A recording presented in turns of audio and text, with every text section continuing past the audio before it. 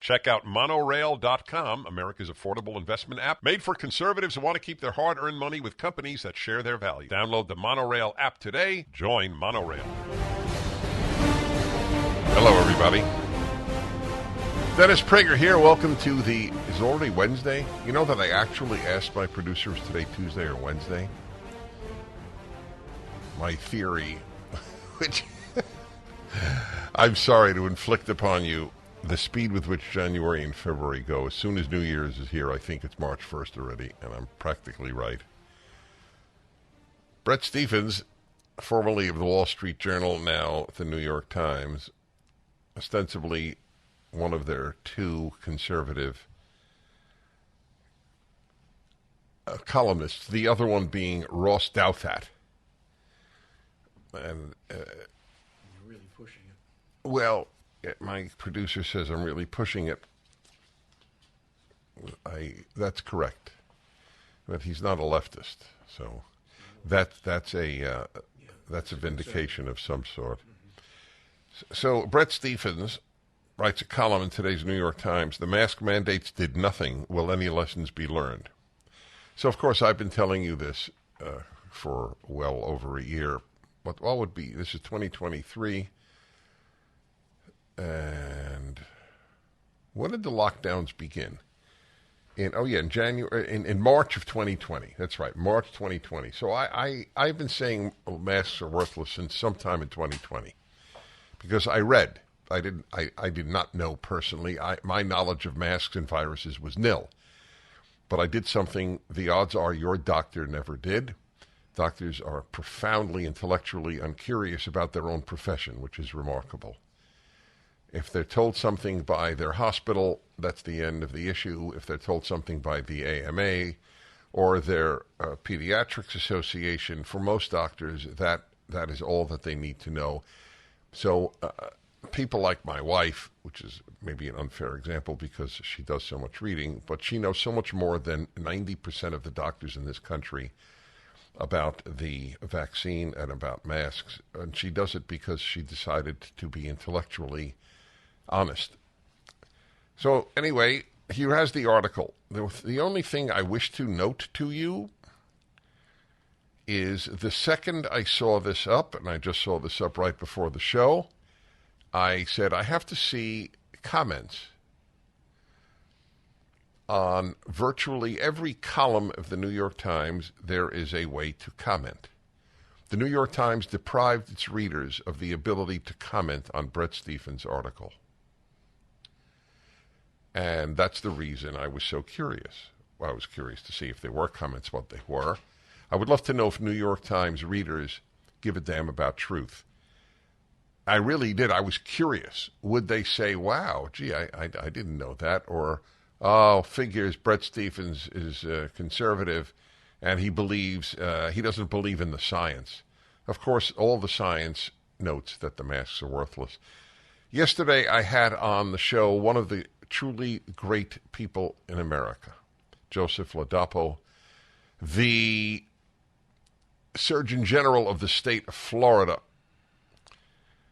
who is just a terrific human being. Where was he born? In West Africa? Do you know that? Is that right? Did his parents come? Was he born here? I mean, I tell you why, if he was born here, I hope one day he runs for president of the United States. But he was a professor of medicine, I believe at Stanford, and UCLA. Why do I always think Stanford? That doesn't matter. I'm just curious. Okay, UCLA, fine. Until Rod DeSantis chose him as the chief medical person of the state of Florida. Another reason Florida is a better state, a kinder state, a finer state than California. It is not run by mean people and who wish to control you. So they allowed no comments on the Bret Stephens piece. I find that very, very instructive. Oh, wait, I apologize. There are. Well, I got to correct an error of mine during that segment. Guess how many comments? Normally, a column in the New York Times gets a few hundred comments. Guess how many comments this has? 3,273. And my friends, I can't read all 3,000. Here. Let's see.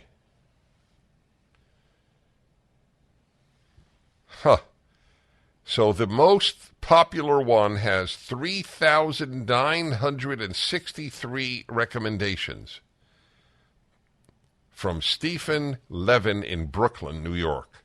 The first sentence of the conclusion of the study is, quote, the high risk of bias in the trials, variation in outcome measurement, and relatively low adherence with the interventions during the studies hampers drawing firm conclusions.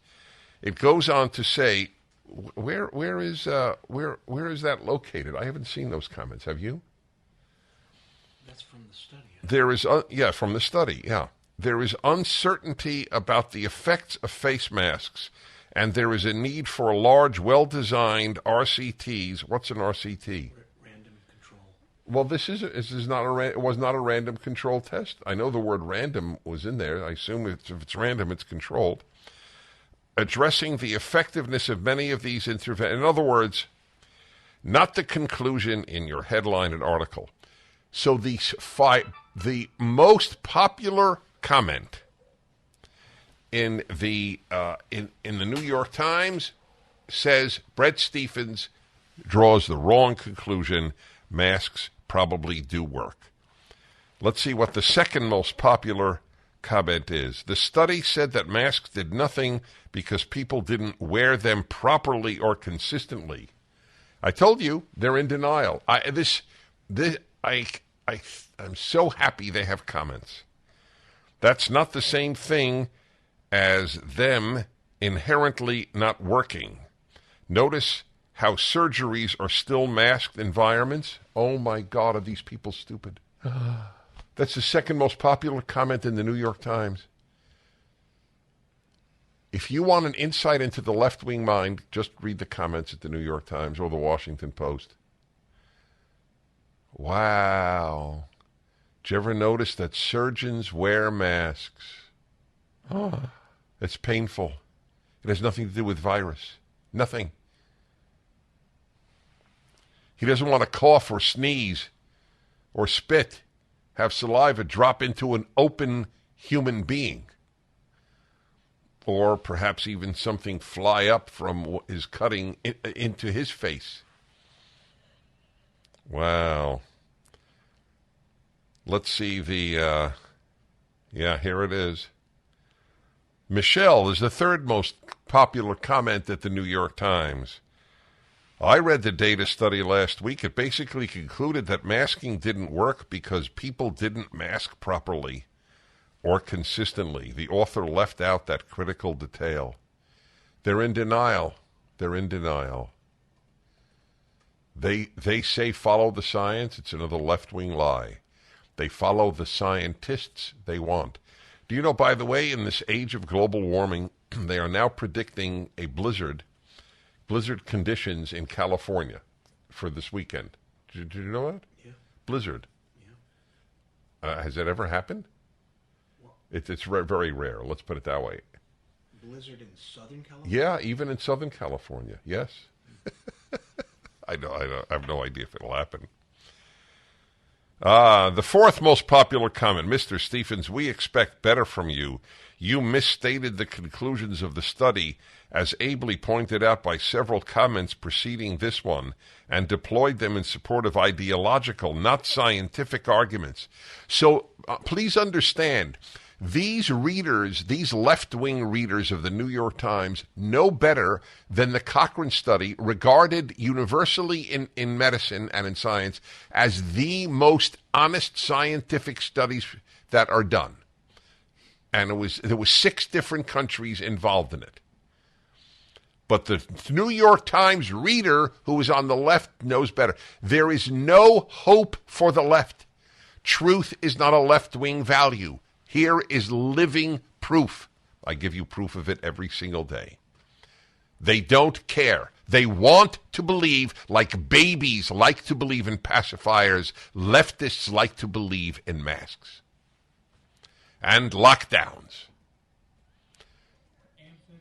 and depriving you of joys of life. Like what was the latest list? So they don't allow gas stoves. That they, by the way, when they said that, and then when conservatives said, "Wow, now it's gas stoves," they said, "What are you talking about? Whoever said the government's going to come after gas stoves?" That's what they said.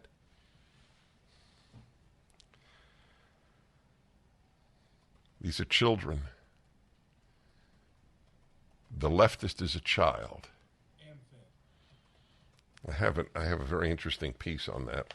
About kids not getting driver's licenses back when they come back. I'd like to introduce you to Monorail, America's investment app that takes you from where you are to where you want to be. Monorail is an investment and savings app that is made for patriots by patriots. Doesn't matter whether you're an Apple fan or if you prefer Android, Monorail is available in both environments and online at monorail.com. Monorail is safer for users with bank-level encryption and biometrics. Your money is protected with Monorail through Securities Investor Protection Corporation and the FDIC. No matter how you engage with Monorail, you're getting the security and safety that you need. Whether you're adding funds to your investment account, looking to buy a stock, or putting money aside for future purchases. With Monorail, you can put your money where it matters and utilize the economic power that built this country. Don't go somewhere else to trade stocks. Monorail gives you the freedom to purchase whole or fractional shares in companies you believe in. It only takes 5 minutes to download the app and set up. Join the pro-America money movement. Join Monorail. You have to understand that the left-right divide is not over policy, although there is one, obviously. It is literally over reality. As one of the Harry Potter actors said, a trans man is a man and a trans woman is a woman. And he didn't say this, but he might have. But they say men give birth. America was founded in 1619. Slavery built the country. And America is systemically racist. It is a battle over reality. It's the only thing left and right agree on. We don't agree about reality. So all these New York Times readers blasting Bret Stephens for reporting on the report that I have reported to you, the Cochrane report. Oh, you're wrong. The Cochrane report doesn't say that masks don't work. So I've read it, and they've read it, and this is what they say. You ever see on the internet somebody blow a smoke through one of the masks that people use? So a nurse writes in, of course, the regular masks don't work. The N95 masks work. If I had to wear an N95 mask and there were a country, in other words, there was some national mandate to do so, and I could not escape being imprisoned if I did not wear an N95 mask, I would have to leave the country. I would be so sick from breathing in. But they don't work. But they don't work either. They actually mention N95. But if they were the only thing that worked, I would prefer to risk COVID than to wear an N95 mask all day. See, all of life, this is something the left loathes, all of life is a trade-off. That's why one of the most important statements ever made about economics is, if you want to understand economics, know there are no free lunches. There is a price paid. Surgeons wear them because they're not protecting themselves against viruses. They're protecting themselves against saliva and blood and then mucus, etc., and protecting the patient whose body is opened. Here's a question for you.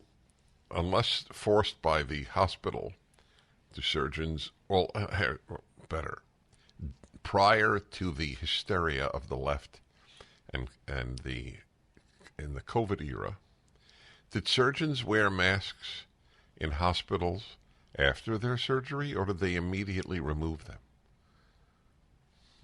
But there were people with airborne diseases in hospitals all the time. Why didn't they keep their masks on? Do you ever remember meeting a doctor with a mask? You certainly didn't meet your surgeon with a mask, because you were out like the dead when he was wearing or she was wearing her mask, his mask, their mask, the mask. Wow. So here's a perfect example, the fourth most popular comment, with 1,344 people recommending it. Pretty much the precise deployment of ideological cherry-picking that we've all come to expect from American conservatives in 2023. Confirmation bias at its finest. There you go.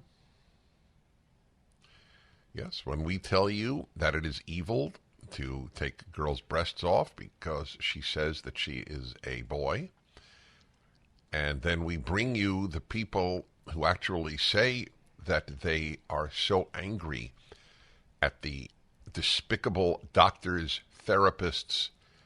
Did I mention therapists? I'm not sure I mentioned therapists. Who said, of course you should have your breasts taken off. You're Charlie. Well, Charlie can go both ways. Anyway, you're whatever name you want to be, and of course you're whatever sex you want to be, because sex is fluid, and they show studies to confirm that. So whenever we bring forth the people who were mutilated for life by doctors and surgeons and therapists, they say that that is just cherry picking. Really, people are happy when they do that. In light of that, there is a young woman. How old is she actually? Is she 30? Well, how old is this woman in Canada? In her 30s. She's in her 30s. So, did you put the story up? Because I have the story, and I actually I contributed to her therapy fund. I did send it to you last night. I know. I read that. That's the one how I have this. Actually, I even had it before you sent it. Yeah, put it in again. So there's this young woman, and she describes the speed with which these despicable therapists said, of course you should have your breast taken off. You're a boy. When she had mental problems that had nothing to do with gender dysphoria. So she is suing the therapists and the hospital, and I think that's great. That is a despicable industry. Just remember, when it is done in the name of Islam genital mutilation, these people condemn it. But in the name of left-wing religion, it's noble. Hi, everybody. I'm Dennis Prager. One of the callers, I won't be taking the call because he calls a lot, and I try not to. If I recognize a name in the city, it means that they call in a lot, and I feel bad for the people who don't get in. But he accuses me correctly of that I'm doing exactly what I'm accusing others of. I believe in the scientists that I agree with.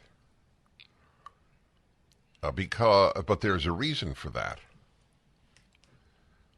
And if we both acknowledge that the left finds its scientists and the conservatives find their scientists, then why don't they just have a debate? That would be a very good thing to do. But they don't debate, they shut down. And therefore I know they're lying. Whoever censors is generally the liar. So if a doctor recommended to a patient in the early stages of COVID hydroxychloroquine with zinc and or ivermectin, the doctor was called, and sometimes callers who say they're doctors would say that they are frauds. They're medical frauds. They're charlatans, these doctors. So that's the difference. I would have loved Vladimir Zelenko, the late Dr. Vladimir Zelenko, who saved, 1,000 lives in Brooklyn. I knew nothing. I never heard of hydroxychloroquine. I never heard of ivermectin. I knew nothing about the issue. I was a fellow citizen listening to people just like every other citizen. I even believed medical authorities, although I had begun decades earlier to start believing that truth was not a big value in medicine even, when they said 50,000 people a year died of secondhand smoke. That was the giveaway to me that they lie, that the Mayo Clinic has on its website that cigar smoking is as dangerous as cigarette smoking. That is a pure lie. Pure. It's not a difficult issue. It's not a white lie. It's a complete lie.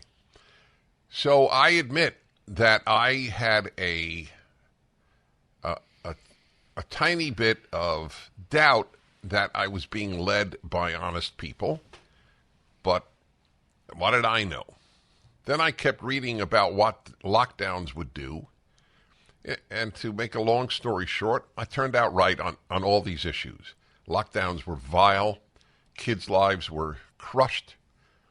Teachers' unions were vile. I was right on every one of these issues, every single one. About the vaccine being a test, and I didn't come out against the vaccine. I never took the vaccine, but I never came out against it. I came out against it for children. If you wanted to get a vaccine, get a vaccine. If you were healthy, the chances of your dying from COVID, if you also took therapeutics like hydroxychloroquine and zinc and ivermectin and others, the later monoclonals, then the chances are that you would survive. I had COVID twice. I was so healthy during the COVID that I actually broadcast. One time, I actually gave speeches because I didn't know I had COVID till I tested myself after the 2 speeches I gave. Nobody that I know of in either case got COVID from me. And the coup de grace is actually the medical profession and the gender issue. Now I really know that their commitment to truth is nil. Nil. Their commitment to lies is actually much greater than their commitment to truth. Well, some people are starting to fight back, and I want you to hear one right now. We'll obviously break for a break, but the whole thing is 3 minutes. You can watch her because we are also on, the show is also on video at the Salem News Channel, if you're interested. The Transitioner files first lawsuit in Canada against medical providers. A woman in Ontario who identified as transgender and underwent hormone therapy, a bilateral mastectomy, and a hysterectomy. So she had her breasts removed on the recommendation of therapists, and doctors then did it.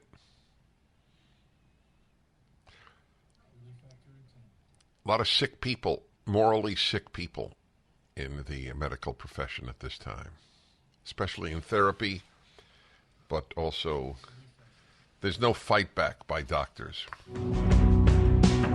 Many investment advisors have been recommending cryptocurrencies such as Bitcoin. They claim it's the new gold. This is Dennis Prager for AmFed Coin and Bullion. Why would you buy the new gold when you can buy real gold and silver, which have maintained value for thousands of years versus the highly volatile crypto market? When I purchase gold and silver, I do so from my friend, and I don't often say my friend in these ad copies, Nick Grovich, owner of Amfed Coin and Bullion. I like the fact that it's tangible. I can hold it and control how it's stored, unlike digital currency that's held in a digital wallet. I want to preserve my wealth, which is far from the case with Bitcoin spiraling drop in price. Nick's been in the precious metals industry for over 41 years, and he has established a reputation built on trust, transparency, and fair pricing. Call Nick and his team at Amfed Coin and Bullion to take advantage of his honest advice and extensive expertise. 800-221-7694. AmericanFederal.com. AmericanFederal.com. Hi, everybody. The Male-Female Hour, every Wednesday, the second hour of my radio program. I'm Dennis Prager. Most honest talk about men and women I am aware of. There might be equally or even more elsewhere, but I'm not aware of it. And as I tell you just about every week, part of the reason is I don't shy away from any topics. And I am not a man fan or a woman fan. I'm a good person fan. They come in both sexes. There are only two sexes, incidentally. This is not an announcement I had to make at the first 15 or so years of my Male-Female Hour. It's amazing that this is not attacked by left-wing monitors of the show. Dennis Prager says there were only two sexes. And Dennis Prager keeps the name of his hour Male-Female. Do you realize how retro that is? Wow. It's really unwoke. Male-Female Hour. This should be the Male-Female and Other Hour. But it isn't. It's about men and women, and that is the way the human species is divided. Last week was part one. There was a piece in the New York Times, and I didn't even deal with the piece. The piece was not. It was interesting, but not worthy, I believe, of an hour of the show. It was by a woman writer. Have more sex, please. That women and men are not having enough sex these days. And she was particularly talking about singles. But that was not my subject. My subject were the comments. And there were 1,753 comments. And I read about 100 of them. Fascinating. The women writing about the dating situation and how they can't find a man because they're looking for somebody who believes in 50-50. And men just who believe in 50-50 are very rare. In other words, 50% of the housework, 50% of the income, 50% of the time with children, if there are children. The egalitarian men are very rare. So we spoke about that and other laments that women have, many of which I find valid, incidentally, with regard to dating men. But now we're going to reverse the situation and talk about the laments that men have in trying to date and find a woman, perhaps even to marry. And interestingly, there was a pattern among the men's comments. And I'll bet you will not guess what that pattern was. I should have asked you before I told you. It's too bad. I wonder if you'd have guessed. I'm not sure. I don't know. I don't know if I would have guessed. I know this to be true, but I don't know if I would have guessed that. What is the lament most often noted, I'll be very precise, by New York Times men who are dating? So presumably men in their 20s, 30s, and perhaps 40s responding to this column. And generally speaking, the pattern was that young women are not interested in getting married. They're interested in developing their career. and they have no time for men. Maybe they'll do a hookup here and there, or nothing, more often nothing. Hookup does not generally correspond to female human nature. And they're just too busy, as a male writer put it, they're too busy to seriously date. They're too busy focusing on their career. So, my dear listeners, does this resonate with you? If you are a woman, let's say under 40, if you have a woman under 40 in your life, let's say your daughter, you can comment on this. If you are a dating man who, I don't mean dating at 60, but dating under 40, are you finding this, that women just don't have time for pursuit of a man, for dating, because they're concentrating on their career? 1-8-PRAGER-776 877-243-7776. You know, I've told you many times, I ask young women, that is a woman under 30, whom I run into, and I run into many because of the nature of my work. A lot of young people are in my life. And it even doesn't have to be in my life. They may not know who I am. It could just be somebody I'm next to in line, waiting to board a flight, or seated next to, whatever it might be.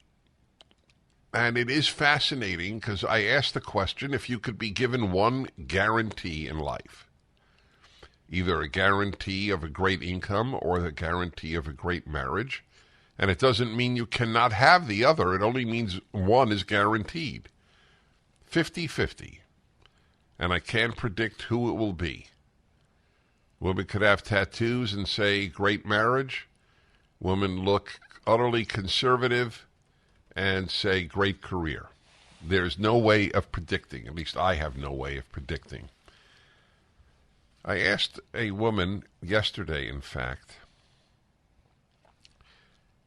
and, oh yes, this was perfect. I remember the answer. So I would say the woman was in her late 20s, very attractive woman. And I asked her the question. But I didn't do the guarantee question. I just asked, so are you dating much? And said, sometimes. Not an enthusiastic answer. And by the way, the woman is conservative, works for a conservative organization, in fact. So I said, well, are you, I don't remember, that's why I'm hesitating, the exact words. I remember her answer, but I don't remember. I asked her something to the effect, are you hoping to get married? And I got an answer, a one-word answer, that I often get from women, younger women. Eventually. Isn't that great? Eventually.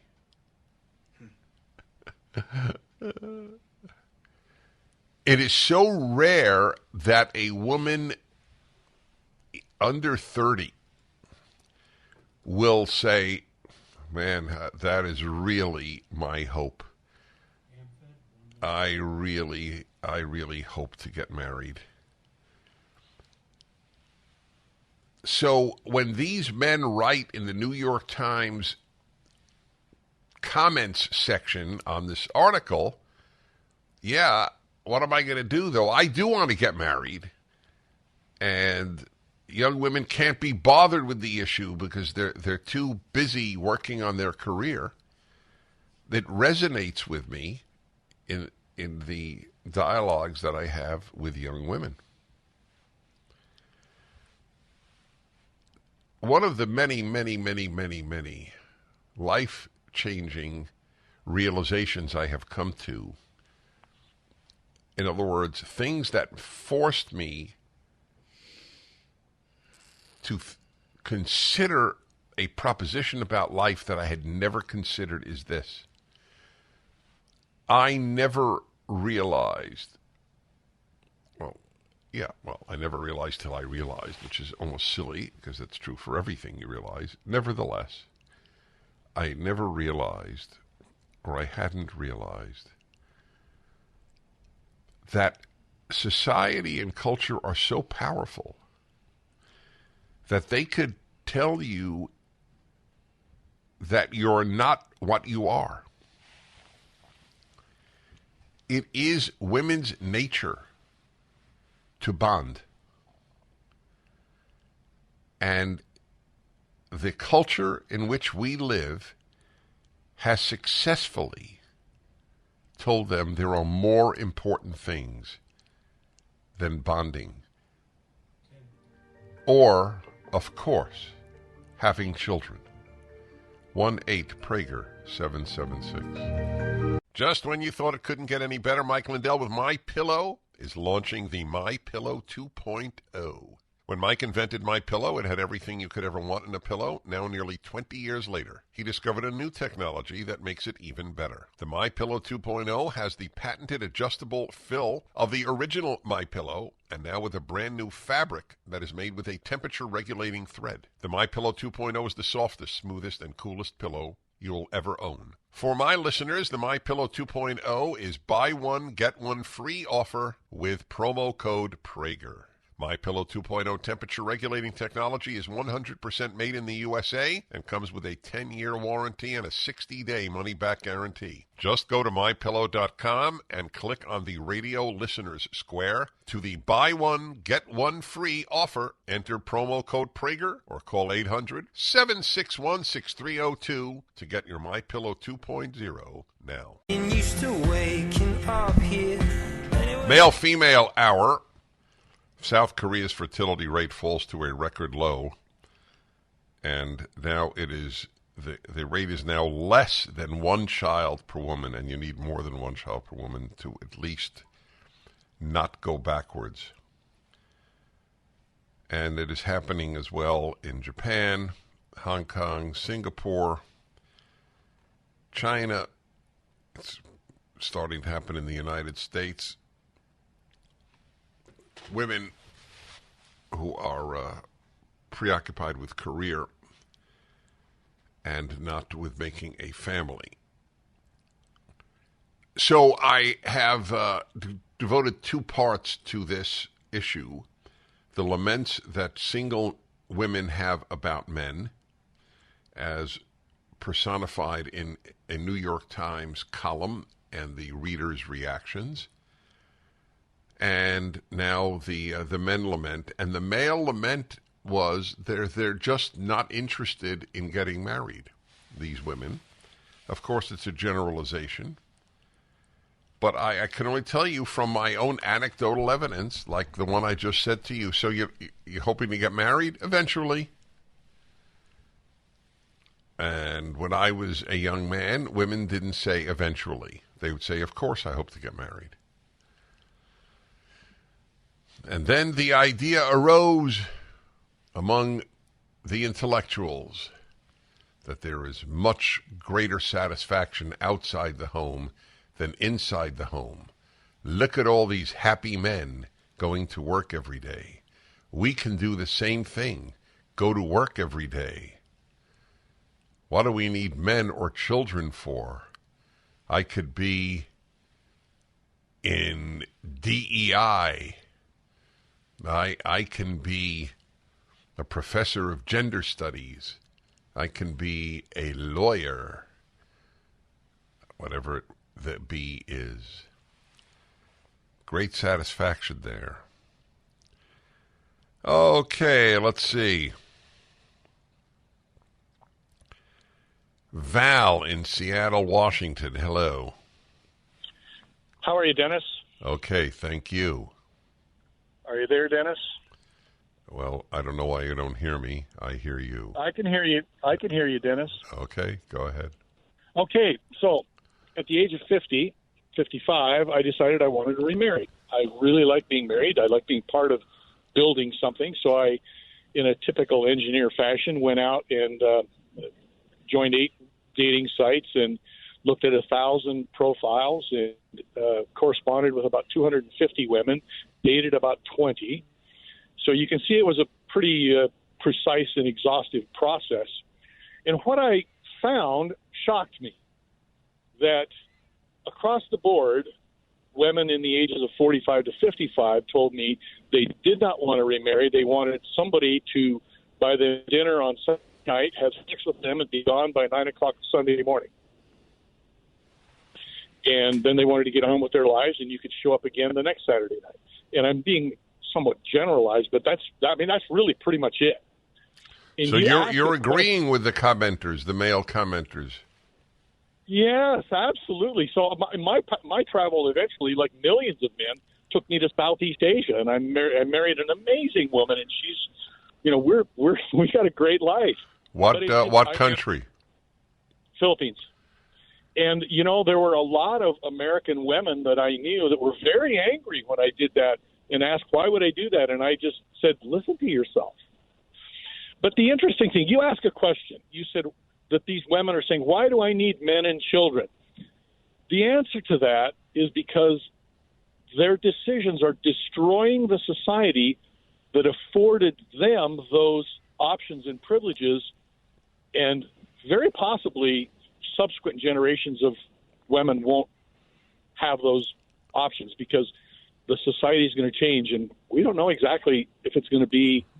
Well, it is going to gradually disappear if you don't have children. That's correct. So, that was a very interesting call. I thank you for it. So it's interesting. I'm now questioning myself, which I always do. Maybe is it possible it is not built into women to want to bond and have a child or have children? Maybe that was a cultural value, and we assumed, just like we assumed love and marriage go together like a horse and carriage. Well, it's not any longer the case. Maybe everything is a value. Maybe very little is built in. I'm just throwing this out as a possibility. For those of us who utilize the Bible as the greatest resource of wisdom about human beings, I am one of them. So God instructs Adam and Eve, be fruitful and multiply and fill the land. Well, God only gives commandments for the same reason that governments only give laws, because without the law, people would not do it. That's the reason for a law. There's no law to breathe. People breathe on their own. Maybe being fruitful and multiplying is not all that natural, certainly in the age of birth control, and people needed to be told by God to do it. I don't know. I'm throwing out a self-questioning idea. So here's the larger question. Is there such a thing, and there has to be, because there's male nature, there has to be female nature. So is it natural to females to want to bond with a man and have children? Or is that all socially, culturally induced? It's a branch of the question that I am posing on this male-female hour. We resume. Hello, everybody. Male-female hour. Wednesday's the second hour of my program. This is part 2 of men and women dating, and the lament of many women in the comments section of a New York Times piece saying that they just can't find the man that wants to do 50-50, and or they're just very happy with their lives the way they are. And men writing, to my fascination, that a lot of women are just preoccupied, especially younger women, with their careers and are just not interested in men, at least at this time. So your comments on that are what I have invited. Okay. And Drew in Perrington, Michigan. Hello. I'm good. How are you today? Well, thank you. Yeah, so I agree wholeheartedly with what you've been saying so far. A lot of women do want to concentrate more on their careers. So I'm a single father for about 7 years now, and I've seen a lot of women who don't want to date a single father if they don't have kids of their own. A major thing with women is they don't want to get involved with someone who's a stand-up dad and fighting for full custody of their daughter or any of the drama. It's not their kid. Don't want to be around it. Or single mothers is a real big one because there's tons of single mothers in the world these days, and they want you there 100% of the time for their kids, but they don't want to be with someone who has a child of their own. Is one of the things that I'm seeing quite a bit over the last 7 years. That's even true for a single mother, not just a single woman who doesn't have a child? So I from my experience, more single mothers don't want to be with a good. They want to be with a good man who's going to be there for their kids, but they don't want to reciprocate that. So I've been in a few relationships that trying to see if it would work with kids. I don't think it's good to bring the child in to say this is the new girlfriend, right? That's one thing that my daughter's mother does that I try not to do. I want to see if we connect before I want to be like, this is going to be your stepmom, And a lot of single moms, I want to be there. I want to be with my child. I want to be with their child. And it's one of the things that if it's going to work, it needs to be equal from both parents.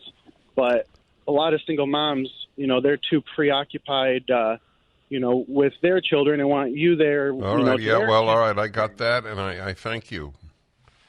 That's certainly a perspective I had not heard. And I have no comment other than to learn and find out if others have a similar experience. Okay, and let's see here. St. Petersburg, Florida. Scott, hello. Hi, Dennis. How are you? Well, thank you. I have, I think, the opposite. Two daughters in their 20s, both well-educated, high-achieving, employed, who both got married at 23, right out of college. How do you explain that? My best guess is that they saw how happily married their mother and I are, and wanted to have the same thing. Well, that's very interesting. You've added a new issue into here. I'd like to know if the women who say eventually are not particularly keen on getting married because they're pursuing a career, if they come from homes of good marriages, and how does a good marriage affect your view? You would think it's a simple thing, but I don't think it's a simple thing. I think there are kids, there are young adults from wonderful marriages who are still preoccupied with career. I think there are people from divorced homes that are happily pursuing, or not happily, just pursuing getting married. I don't know if there's a connection. He does, because in his case there seems to have been, but I don't know if there is. Which is not a euphemism for saying I think there isn't. I just want to make that clear. I just don't know. I know there are people who say, "Oh, my parents divorced. I'm afraid of marriage." So I asked them, if your parents were in a car crash, would you be afraid of driving? Hello, everybody. Dennis Prager here. I'm having a ball in a sick way, I admit it. It's a sort of perverse pleasure. I've always had fascination, even preoccupation, with reading what I loathe. That's exactly why I studied Russian, to be able to read Pravda, the Soviet communist newspaper, which I did regularly in college. And now I'm reading the comments of New York Times readers to Bret Stephens' article summarizing the most prestigious group that studies these things, the Cochrane Group, or the Cochrane Study. What is it called? The Cochrane... What is the exact name of it? New Cochrane Study on Masks and COVID. The verdict ought to be the death knell for mask mandates, writes the City Journal. But that would require the CDC and the rest of the public health establishment to forsake, quote, the science. Anyway, it's the gold standard for medical evidence. It's formerly the Cochrane Collaboration, world's largest and most respected organization for evaluating health interventions. It's even funded by the NIH and other nations' health agencies. It is called by WHO as the best single resource for methodological methodological research, recognized worldwide as the highest standard in evidence-based healthcare. It's published the Cochrane Review. Anyway, they came out, and there's the lead author of the Cochrane Review summarized it. There is just no evidence that masks make any difference, full stop. I've read to you a lot about this, and now Bret Stephens has written about it, basically the only conservative at the New York Times, who hired him because he hates Donald Trump. There's not been any Trump defender of the 100 or so columnists for the New York Times.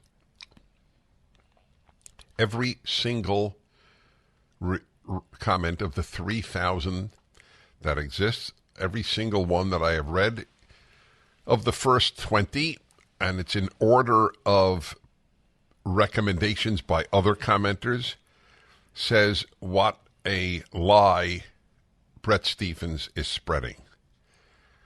One of my favorite is from a man or a woman who identifies him or herself as a physician. So I pointed out the first hour, this is really, really a big deal. We don't agree on reality. It's not that we have just different opinions left and right. We don't agree on reality. The left believed that the Trump campaign colluded with Russia. They believed that the Biden notebook, the Hunter Biden notebook, was Russian disinformation. They believe men give birth. I mean, we're talking about an alternate universe of reality.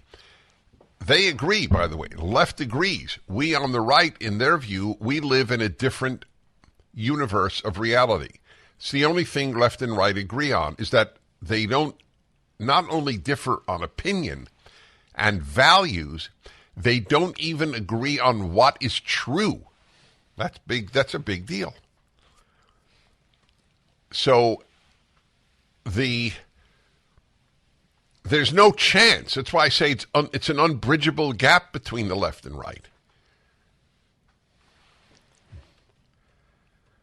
All these hoaxes, all the race hoaxes, which incidentally is proof of how little racism there is in the United States, because if there's real racism, you don't need hoaxes.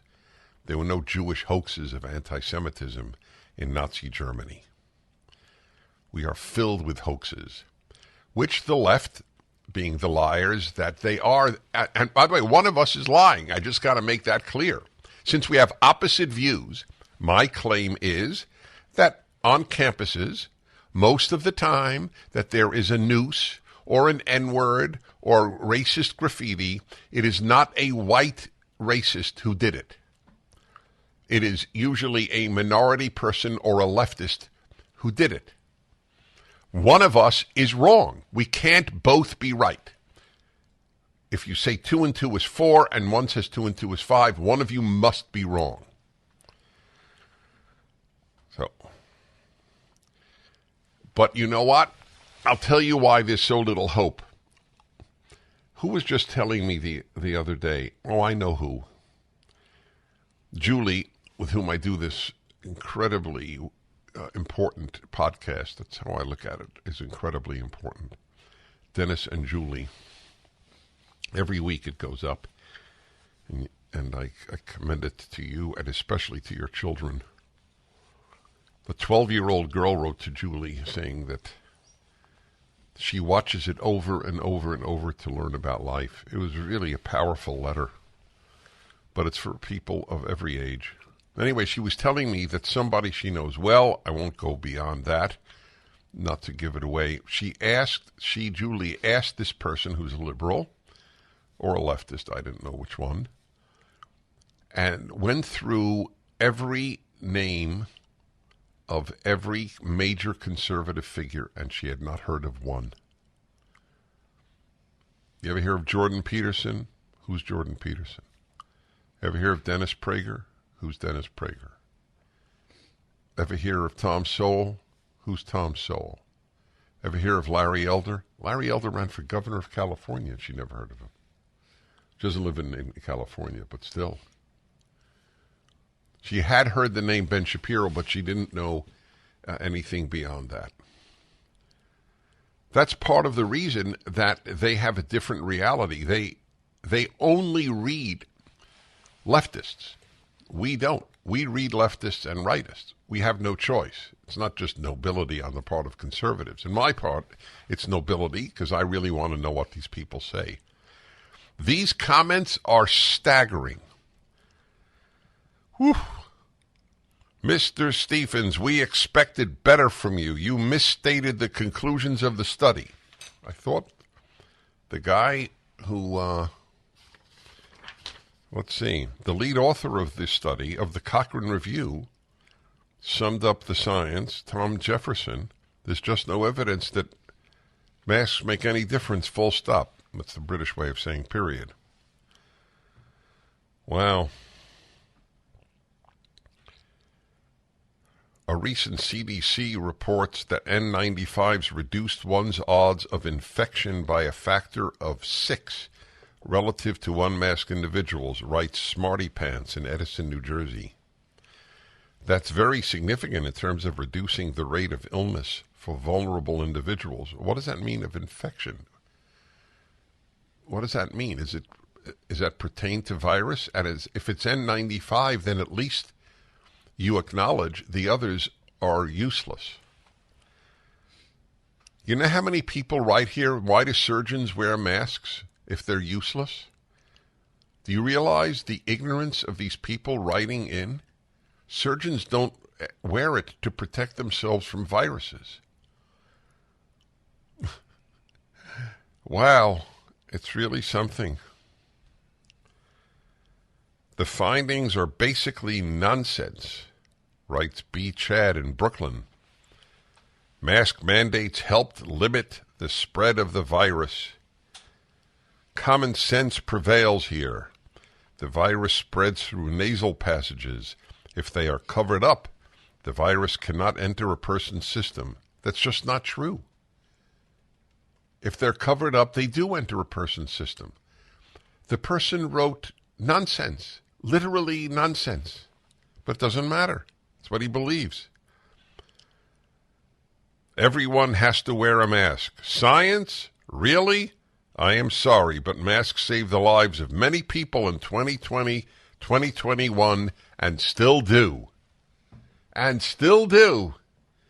Well, this person probably wears one while walking outdoors in Brooklyn. Now you know how they think. Pretty much the precise deployment of ideological cherry-picking that we've all come to expect from American conservatives in 2023.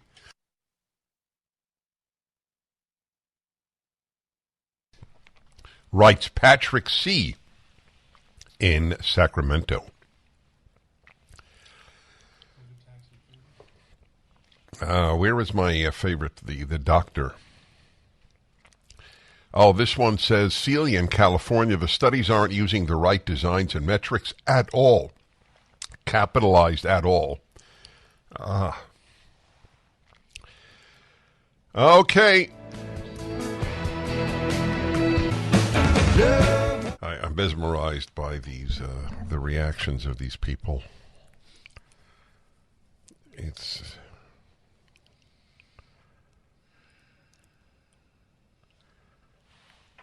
You realize that the average New York Times reader thinks it was a good idea to mask 2-year-olds? Do you realize that? The average New York Times reader probably believes it was a good idea to shut schools for 2 years. Wow. And the average New York Times reader never heard of the Daily Wire, maybe heard of PragerU, but certainly hasn't watched 5 minutes of it.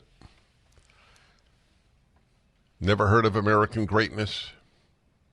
Never heard of City Journal. Never heard of the Claremont Review of Books. Never heard of any of these magnificent publications that differ with the New York Times. So no wonder they are so certain that men give birth. They haven't read anything to the contrary. I'd like you to hear a teacher speaking. Did she speak at a school board meeting in Arizona? What do we know about her? We know where the school is exactly? I'm not sure whether it was either the school board or the Arizona State Legislature. Is a teacher speaking either at the Arizona State Legislature or a school board meeting? It's very brief. Let's hear it.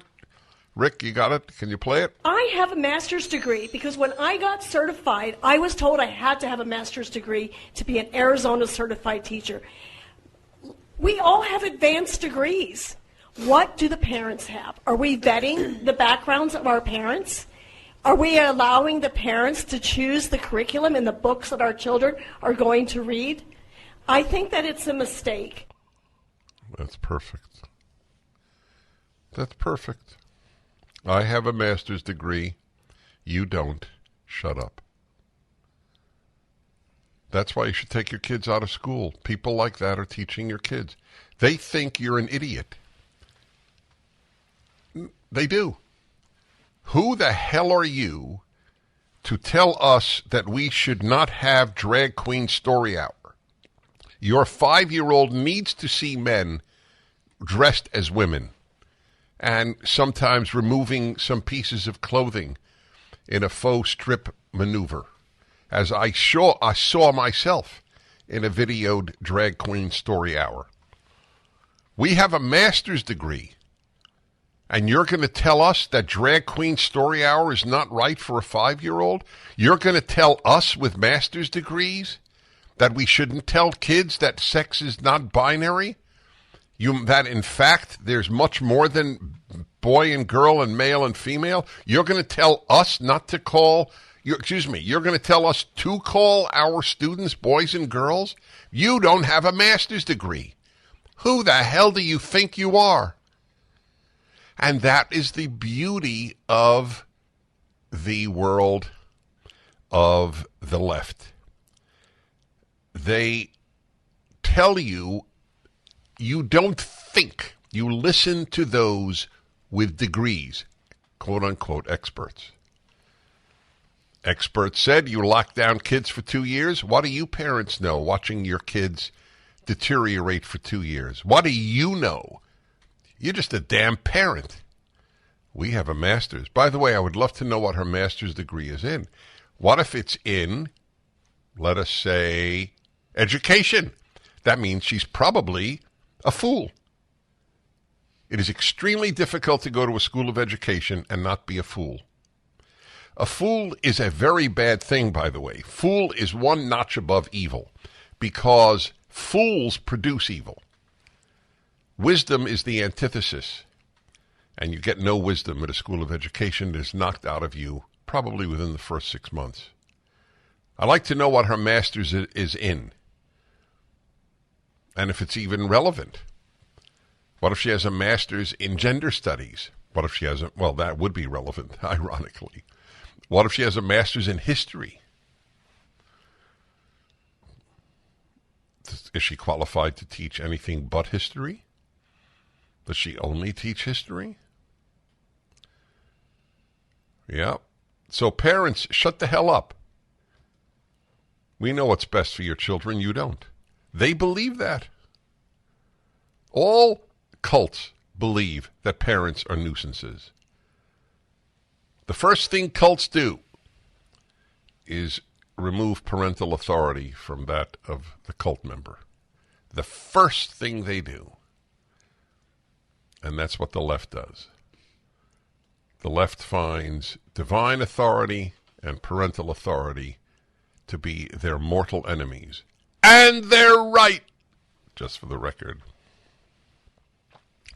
That's why I have come to believe that honor your father and mother may be the most important of the 10 Commandments.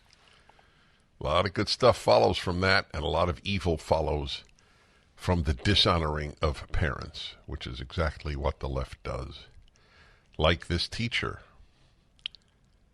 What do you know about what's good for your children? You know how recent it is in human history that the state educates your children? It was perfect example of something that started out with good motives. We want to assimilate all these immigrant groups in America, and the public school will be a perfect place. They'll learn English. They'll learn to love the United States. They'll learn to feel and be an American. That was why it was started. And now look at it. It hates America and it hates the parents. It hates everything that's normative. It's like the income tax. It started out at 1%. 1%. They had to pass an amendment to make an income tax. An amendment to the Constitution. And now look. 1-8-PRAGER-776.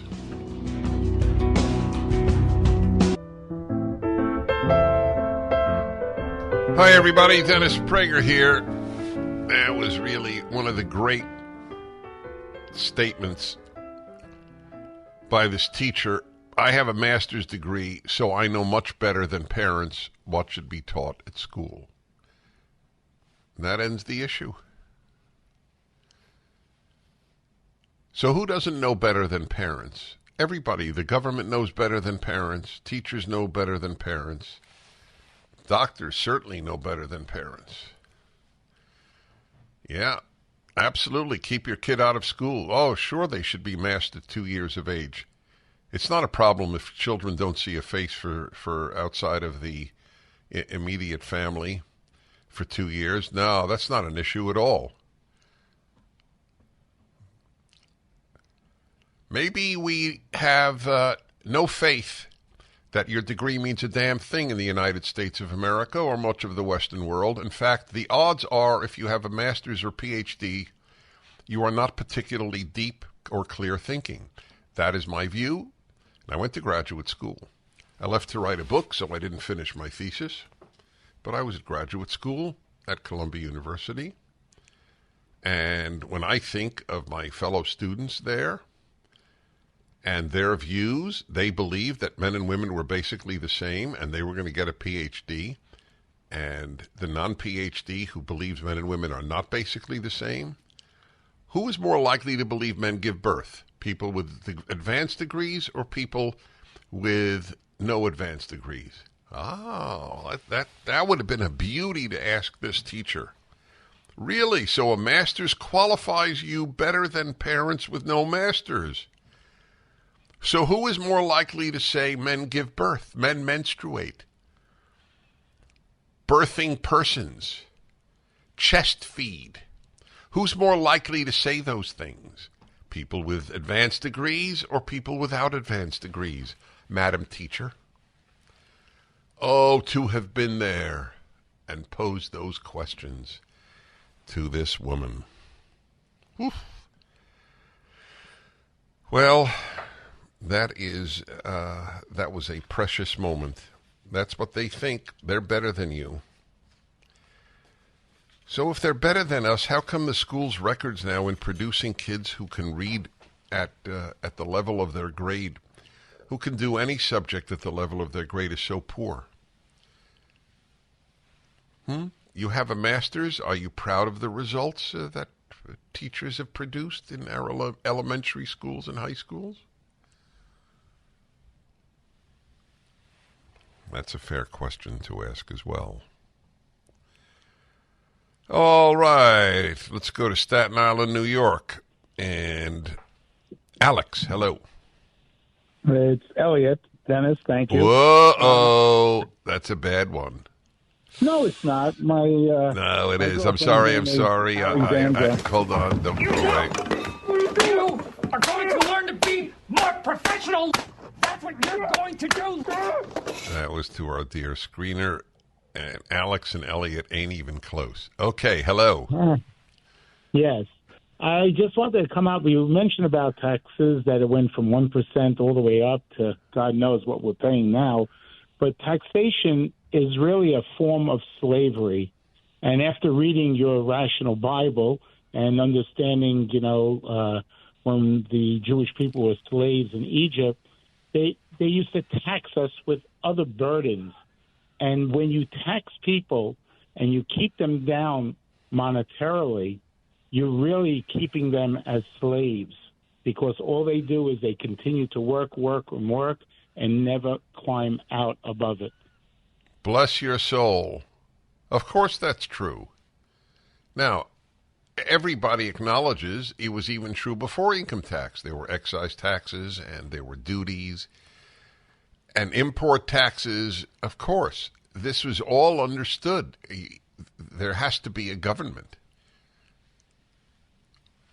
But if you don't regard taxation as legalized theft, then what is it? People vote to take your money away. In California, what is it? 0.5% of the residents of California, I'm one of them, pay 40% of the taxes of California. So you have 60% of the people, or to be more precise, basically almost half of the country, which pays very little in income tax, votes for the rest to pay a lot of income tax. Why not? What a great deal. Hello, I was blind until I saw your light. I've been thinking about the many people who have a degree from Princeton, Yale, Columbia, U of P, Stanford, Berkeley. Do you know how increasingly many Americans don't think that that's worthy of being proud of? Do you know what the left has done to the dollar? They have done to college and graduate school degrees. They have rendered them largely worthless in people's minds. Now, half the country still thinks it's a big deal, but they think it because of hundreds of years of heritage. By the way, Columbia, which is voted the least free speech university in the country, and whose medical school now has you chant a pledge to diversity and equity if you're an incoming medical student. Columbia's become what I call Yale, a cesspool. And they are so dishonest that it's painful. They don't observe Columbus Day, but they keep the name Columbia. Columbia is spelled with a U, not like the country with an O. It's named after Columbus. The university that won't celebrate Columbus Day keeps the name named after Columbus because it'll lose a lot of money and prestige. What are they going to name it? The Cleveland Indians changed their name to the Guardians. That's what I think Columbia should do. Guardian University. Or Indigenous Peoples University. That would be really appropriate because we've changed Columbus Day to Indigenous Peoples Day. So this should be Indigenous Peoples University. Oh, really? Where'd you get your degree? At Indigenous Peoples. Oh, no kidding. IPU, exactly. That's right. So listen to this from Princeton, that wasteland, from the great College Fix. Princeton lecture highlights it.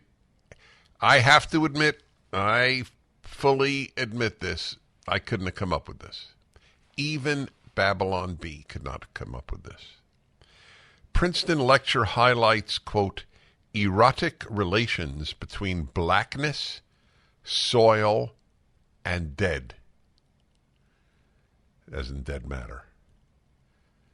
Sean understands that because it's interesting. He has often mentioned to me that he has found a relationship between blackness, soil, and sex, and death. Yes, you're surprised I don't. Dirt eating associated with blackness is objectifying and possibly dangerous, but also could be spiritual, erotic, or a way to resist capitalism and slavery, scholar argues. Proud of your Princeton degree? Princeton University hosted an online event with Kimberly Bain, shockingly a female professor, an English professor, the University of British Columbia, Vancouver, who explored the symbolism of soil.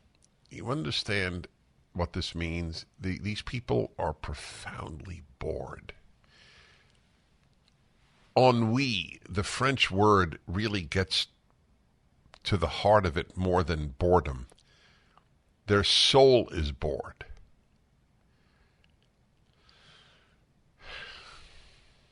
The bored are dangerous and usually vapid. The symbolism of soil, black alchemical practices, and eating out the dead. Bain's event, titled Black Soil, was attended by the College Fix, the reporting group here. The February 15th event, so it's just last week, explored, quote, the erotic relations between blackness, soil, and dead matter. Do you feel vindicated or not, Sean? Finally, Princeton has acknowledged something you've said to me all these years. Whenever the two of us have been outside and he has seen soil, he goes, the erotic is inherent.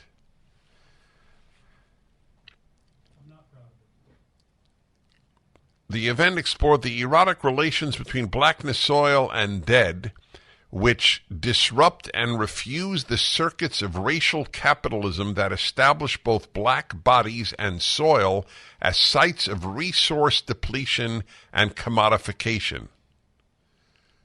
That's a direct quote on the event page.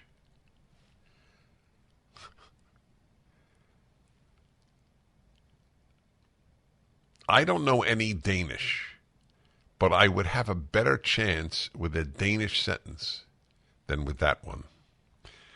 The Eco-Theories Colloquium presentation was derived from Bain's upcoming book, Dirt, Soil, and Other Dark Matter. I turn to dirt for understanding how blackness, a series of relations that have emerged as part of extractive and accumulative logics, has shaped global considerations of the Anthropocene and refused the extractive relations of racial capitalism, Bain wrote on the book's website.